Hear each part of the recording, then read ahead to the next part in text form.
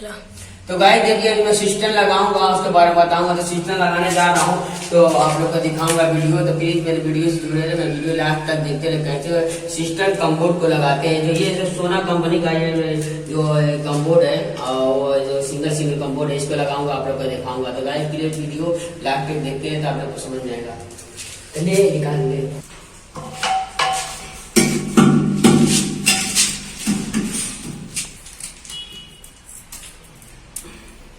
चला तो दीवार से सेंटर है, थोड़ा देख लीजिए। 11 इंची का दीवार सेंटर है। चला